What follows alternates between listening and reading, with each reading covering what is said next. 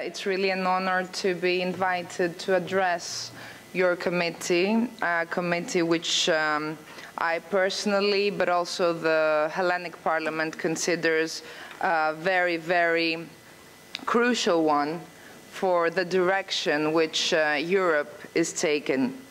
The Committee on Civil Liberties, Justice and Home Affairs could not omit to discuss this very important issue and could not omit to look on immigration and refugee flows from a human rights point of view.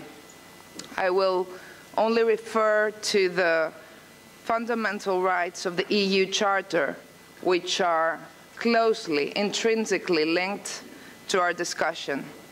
The right to human dignity, the right to life, the prohibition of torture and inhuman or degrading treatment or punishment, the protection of personal data, the right to asylum, the protection in the event of removal, expulsion or extradition, the right to an effective remedy and to a fair trial.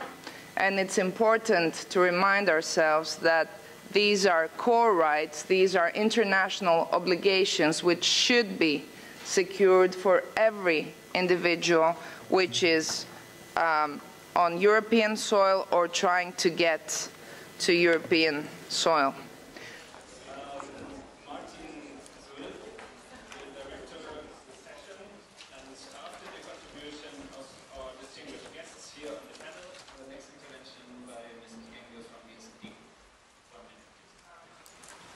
I think it's common ground that we need to do more, and I detect in a lot of interventions the very, very, very critical view towards the executive power.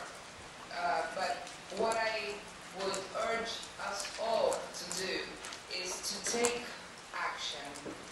Parliaments and parliamentarians have a role to play, and they can encourage actively initiatives which protect those values and those rights which are not only worth protecting, but are imperative to protect. When it comes to Europe Fortress, I would say that it's not only a political conclusion, it's a lesson of life.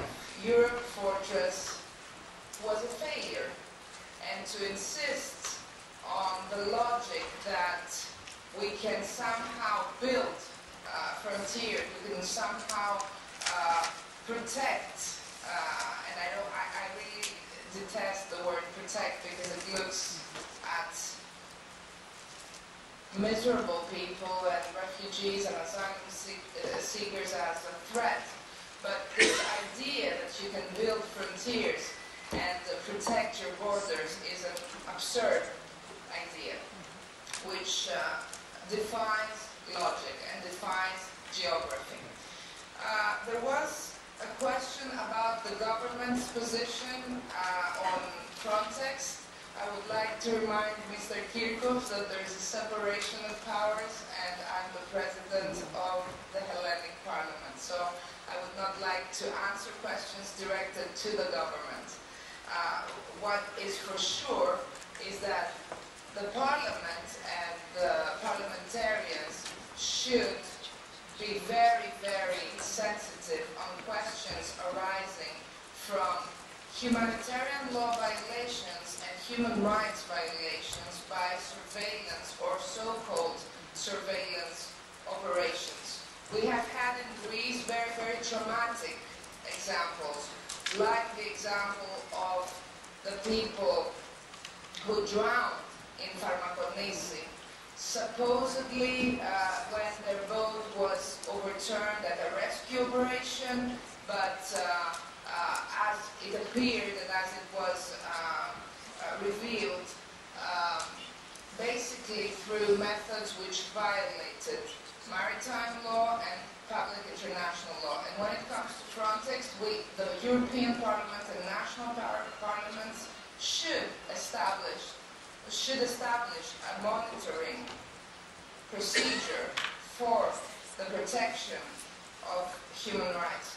I would like to respond to the question on refugee camps, and I think it was very, very pertinent to say that we didn't say enough, we didn't say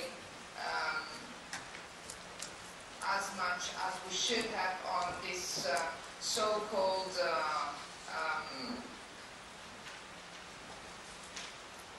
procedure of hosting refugees. The experience of Greece on this kind of hosting procedure is an experience of black humor, as I referred to before. Refugee camps which had all the characteristics of concentration camps, with no hygiene, with no protection of very, very basic human rights and human needs. And this is not something that we can hide under the carpet. Finally, I would like to compliment the intervention made by the Swedish delegate, the Swedish member of your committee.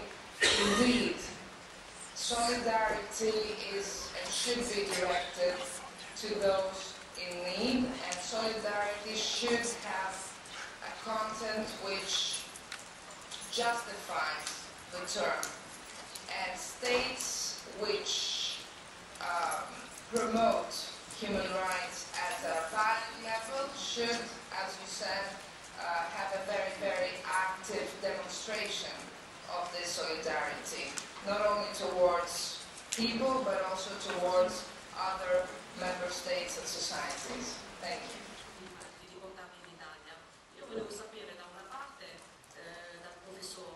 To fund Frontex? Are we going to give more money to Frontex? But can we continue to do this?